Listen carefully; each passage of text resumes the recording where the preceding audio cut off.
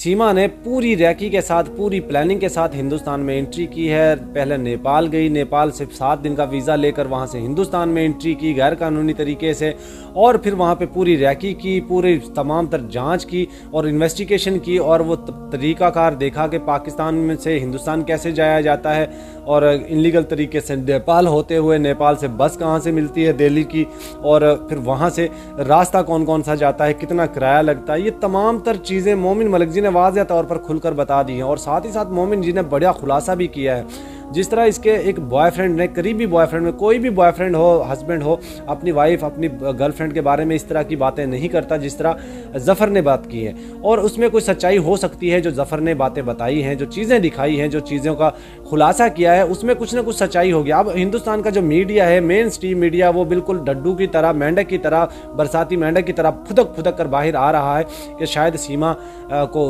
Blame किया जा रहा है, शायद सीमा पे तोहमतें लगाई जा रही हैं, शायद सीमा के ऊपर एलिगेशन लगाए जा रहे हैं पाकिस्तान की तरफ से। तो भाई हमें कोई प्रॉब्लम नहीं है, आप उसको घर में रखें, जेल में रखें, जहां मर्जी रखें, हमें उससे कोई प्रॉब्लम नहीं है। लेकिन अगर आपको प्रॉब्लम हुआ तो कल को आप पाकिस्तान का नाम नहीं ले सकते। मोमिन इसकी तमाम तर पोल खोल के रख दिया। और इतनी शातिर औरत है दोस्तों, इतनी शातिर औरत है कि मोमिन मलिक जी ने बताया कि ये सोशल मीडिया प्लेटफॉर्म इस्तेमाल करते हुए पाकिस्तान के 14 लाख लोगों के साथ संपर्क में है। जी हाँ, 14 लाख, बल्कि इस वक्त तो मेरा ख्याल 20 लाख के करीब हो गए होंगे। 14 से 20 लाख लोगों के साथ संपर्क में है। वहाँ पे वो कुछ सेना में भी हो सकते हैं, कुछ सरकारी अधिकारी भी हो सकते हैं, और डिफरेंट इतने ताल्लुकात हैं वहाँ पे, इतने इसके ताल्लुकात बढ़ चुके हैं लोगों के साथ मेल जुल कर करके कि ये किसी भी डिपार्टमेंट में घुस सकती है, किसी भी डिपार्टमेंट्स में डॉक्यूमेंट्स ले सकती है। इसकी मिसाल भी आपने देखी होगी। जी हाँ, इसकी मिसाल भी आपने देखी होगी, जिस तरह कोर्ट के अंदर से एक ऐसी महिला को डॉक्यूमेंट्स मिल जाना जिसमें किसी शहरी की, उसमें ज़ाती पर्सनली चीज़ें होती हैं, कोई FIR होती है, कोई केस होता है, कोई भी चीज़ें होती है, कोई डॉक्यूमेंट्स होता है, वो तमाम तर चीज़ें ये आसानी से हासिल कर लेती है, जबकि ये क्रिमिनल है, जबकि ये दूसरी कंट्री से आई हुई है, बकौल AP सिंह के, आपके दुश्मन कंट्री से आई हुई है। तो इसको वहाँ पे कैसे ये चीज़ें प्रोवाइड कर देते हैं लोग। और यहाँ पे इसको जो लोग इसके कांड में शामिल हैं, जिन जिन लोगों ने इनको वो तमाम तर डॉक्यूमेंट्स, ये किसी भी डॉक्यूमेंट्स को कहीं भी भेज सकती है। इसमें इतनी ताकत है, इतनी पावर है। तो फिर क्यों ना मोमिन मलिक जी इसका खुलासा करें? क्यों मेन स्ट्रीम मीडिया अभी तक खामोश बैठा हुआ है? क्यों नहीं हिंदुस्तान की गवर्नमेंट सिक्योरिटी इसको जेल में डाल रहे हैं? मोमिन मलिक जी ने बड़ा डिमांड कर दी है, वहाँ गृह मंत्रालय के अंदर एक एप्लीकेशन लिख कर दी है कि इसको फॉरेन डिटेक्शन सेंटर में रखा जाए, क्योंकि ये देश के लिए ख़तरा हो सकती है। देखिए, हम बार बार रिक्वेस्ट कर रहे हैं कि अगर ये देश के लिए ख़तरा हुई, हिंदुस्तान के लिए ख़तरा हुई, तो फिर आप पाकिस्तान को ब्लेम नहीं कर सकते, क्योंकि हम तो कहते हैं, बार बार कहते रहे हैं, पिछले 1 साल से हम लोग कह रहे हैं कि इसको जेल में डालें, इसको पुलिस प्रशासन की सिक्योरिटी में दें और इसको ऐसे आज़ाद घूमने मत दिए। क्योंकि मोमिन मलिक जी ने जो खुलासे की, यकीन मानिए आप भी चौंक जाएंगे कि ये महिला ऐसी है कि किसी भी डिपार्टमेंट में घुस सकती है, किसी भी डिपार्टमेंट के अधिकारियों के साथ इसके ताल्लुकात राब्ते हैं, और किसी भी डिपार्टमेंट उसमें कोई भी जानकारी, कोई भी डॉक्यूमेंट्स ये हासिल करना इसके बाएं हाथ का खेल है। वो उसकी मिसाल भी आपने देखी। मोमिन मलिक जी के खिलाफ क्या क्या चीज़ें नहीं दिखाई, जो डॉक्यूमेंट्स मोमिन मलिक जी, आपको याद होगा जब मोमिन मलिक जी इस केस की स्टडी करने के लिए पुलिस प्रशासन की तरफ गए थे, थाने में गए थे, सूरजपुर थाने में गए थे या रबूपुरा थाने में गए थे, उनको डॉक्यूमेंट्स नहीं दिए गए थे, क्योंकि वो वहाँ, देखिए वो एक लॉयर हैं और हिंदुस्तान के रिहायशी हैं, फिर भी उनको डॉक्यूमेंट्स नहीं दिए गए। लेकिन ये महिला पाकिस्तान से गैर कानूनी तरीके से जाती है, भाग कर जाती है, क्राइम करके जाती है, फिर भी इसको तमाम तर डॉक्यूमेंट्स दे देना, ये किसकी अक्लमंदी है?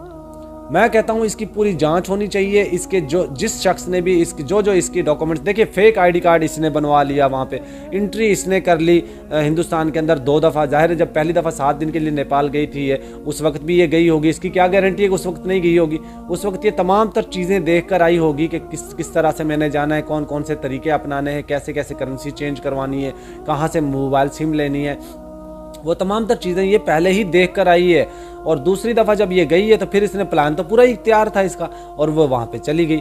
और इसकी पूरी जांच होनी चाहिए और बड़े ज़बरदस्त तरीके से इन्वेस्टिगेशन होकर इसको सबसे पहला काम करना चाहिए, सिक्योरिटी इदारों को इसको जेल में डालना चाहिए, उसके बाद इसके ऊपर इन्वेस्टिगेशन होनी चाहिए। और इशू अब यहाँ पे ये आता है कि जब मोमिन मलिक जी इसका भांडा फोड़ रहे हैं तो AP सिंह इसका दिफा क्यों कर रहा है? कहीं ना कहीं एपी सिंह भी इस साजिश में शामिल है। एपी सिंह भी कोई बड़ी साजिश कर रहा है हिंदुस्तान के खिलाफ, हिंदुस्तान में बैठकर हिंदुस्तान के खिलाफ बड़ी साजिश कर रहा है, जो इस पाकिस्तानी महिला को, इस पाकिस्तानी भगोड़ी को सपोर्ट कर रहा है और इसके लिए दिन रात एक किया हुआ है। लीगल डॉक्यूमेंट्स तो कोई दिखाया नहीं, केस में वकील तो हुआ नहीं, लेकिन दुनिया के सामने आकर कहता मैं इसका लॉयर हूँ, मैं इसका लॉयर हूँ। मैं आपको एक चीज़ बताता चलूँ, एक वक्त ऐसा आएगा कि एपी सिंह आंखों पे पट्टी बांध लेगा और बिल्कुल इससे किनारा कर जाएगा। अब उसने वो शुरुआत कर दी है। अब देखते हैं वहाँ की सुरक्षा एजेंसियां जो हैं वो सीमा को डिपोर्ट करती हैं, सीमा को जेल में डालती हैं, सीमा को डिटेक्शन सेंटर में डालती हैं, या उनके साथ क्या बिहेव करती हैं। इस तरह तो फिर कोई भी बंदा आ सकता है हिंदुस्तान में और किसी भी कंट्री से आकर वो वहाँ पे, या फिर ये मैसेज देने की कोशिश करें कि यहाँ पे आओ, जय श्री राम का नारा लगाओ और रहो, मौज मस्ती करो, या फिर ये मैसेज देने की कोशिश कर रहे हैं। तो एपी सिंह जो इसकी सपोर्ट करता हुआ नजर आ रहा है, यकीन मानिए एक खतरे की घंटी है, क्योंकि देखिए क्रिमिनल हमेशा वकीलों का सहारा लेते हैं, ठीक है। और वकील वो देखिए खुद चलकर इसके घर गया, वकील भी ये खुद उसके चलकर उसके घर गया है, किसी को भेजा नहीं किसी ने। या फिर वो लोग जिन्होंने एपी सिंह को हायर करके इसके घर भेजा कि मैं इसका वकील हूं, मैं इसका केस लड़ता हूं, जबकि केस तो इसका हेमंत जी लड़ रहे हैं। और तो ये वकील कहां से आ गया? तो फिर उन लोगों को अरेस्ट करें जो लोग इसको सपोर्ट कर रहे हैं, जो लोग इसको प्रमोट कर रहे हैं, जो लोग इसको यूज़ कर रहे हैं, किसी भी तरीके से यूज़ कर रहे हैं। लेकिन यहाँ पे ख़तरा है, ये बहुत बड़ा ख़तरा हो सकती है हिंदुस्तान के लिए। और बार बार हम लोग आपसे कह रहे हैं कि इनकी इन्वेस्टिगेशन करें, वरना ये पाकिस्तान को ब्लेम नहीं कर सकते आप लोग। हम तो 1 साल से चीख रहे हैं, चिल्ला रहे हैं, बार बार कह रहे हैं कि इसको जेल में डालें, इसको डिटेक्शन सेंटर में डालें, बच्चों को डिपोर्ट कर दें।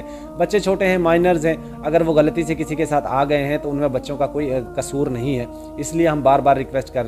लेकिन दोस्तों अभी तक किसी के कानों पे जूं नहीं रहेंगी। अब मीडिया सारा चीख कर वो ऑडियोज वीडियोज चला रहा है, जो जफर ने मोमिन मलिक जी के साथ बातचीत की वो तमाम तर मीडिया चला रहा है, लेकिन इसके खिलाफ कोई नहीं बोल रहा। उस वक्त मीडिया सब खामोश था, उस वक्त मीडिया को सांप सूंघ गया था जब ये महिला सरकारी पेपर इस तरह मीडिया पर लहरा कर दिखा रही थी कि हिंदुस्तान के लोग ऐसे हैं, हिंदुस्तानियों को बुरा भला बोल रही थी। एक बड़े लॉयर के साथ उनके साथ इतनी छेड़छाड़ की इसने, उसके तमाम तर डॉक्यूमेंट्स सरकारी अधिकारी पेपर नहीं ले सकते डिपार्टमेंट से, लेकिन इसने वो हासिल कर ली। आखिर इसके बड़े ताल्लुकात हैं ना लोगों के साथ, पुलिस प्रशासन में इसके ताल्लुकात होंगे, सिक्योरिटी में इसके ताल्लुकात होंगे, बॉर्डर की सुरक्षा में इसके ताल्लुकात होंगे, गृह मंत्रालय में इसके ताल्लुकात हो सकते हैं, फॉरेन मिनिस्टर अफेयर इसके ताल्लुकात हो सकते हैं।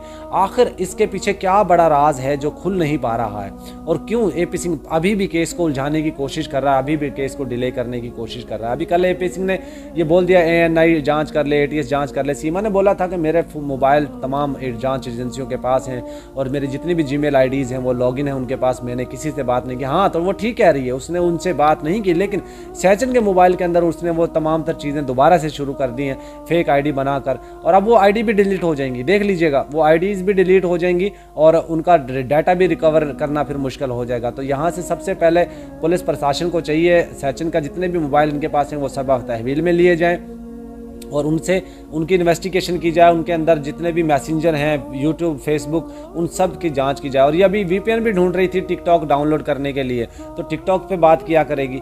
तो ये महिला बहुत शातिर है, बहुत चालाक है, और मोमिन मलिक जी ने अच्छी तरीके से इसका पोल खोला है। और उम्मीद है आप लोग भी मोमिन मलिक जी की कार्रवाई से प्रसन्न होंगे, खुश होंगे। हम तो मुतमईन है, क्योंकि एक ऐसी भगोड़ी जो पाकिस्तान से भागकर हिंदुस्तान जाती है, वो क्रिमिनल रिकॉर्ड रखती है, वहाँ पर उसको बजाय जेल में डालने के उसको शरण दी गई है, उसको रहने की अनुमति दी गई है, तो वो वहाँ पे अब मर्जी खुलकर खेल रही है, जिसको मर्जी चाहे जिसके मर्जी पेपर वो मंगवा सकती है। ये तो बात पक्की है कि सीमा के पास कोई ना कोई जादू की छड़ी है कि बड़े से बड़े अधिकारी, पॉलिटिशियन, संत साधु, सिक्योरिटी इदारे, जितने भी लोग हैं वो सब उसके तलवे चाट रहे हैं और इनको इसकी चाटुकारी करते हुए साफ दुनिया देख रही है। लेकिन इनको ये पता नहीं है कि ये हिंदुस्तान के लिए ख़तरा भी हो सकती है। जिस तरह जफ़र ने जो बड़ा खुलासा किया है कि एक ट्रेनिंग सेंटर में जाती रही है, तो उससे कुछ भी हो सकता है। दोस्तों, इसका बहिष्कार करें, इसको जेल में डलवाएं, इसके खिलाफ कैंपेन चलाएं, और मोमिन मलिक जी अच्छा काम कर रहे हैं, हम उनको अप्रिशिएट करते हैं। देखिए, पाकिस्तान या हिंदुस्तान की बात नहीं है, कोई भी बंदा पाकिस्तान से हिंदुस्तान या हिंदुस्तान से पाकिस्तान गैर कानूनी तरीके से आता है तो उसको सज़ा मिलनी चाहिए। ये कानून किस लिए है? यहाँ गृह मंत्रालय किस लिए है? ये फॉरेन मिनिस्टर फिर किस लिए बिठाए हुए हैं ये कमिश्नर्स? अगर ये गैर कानूनी तरीके से ही जाना है तो भाई पासपोर्ट लें, वीज़ा लगवाएं, ठप्पा लगवाएं और जाएं।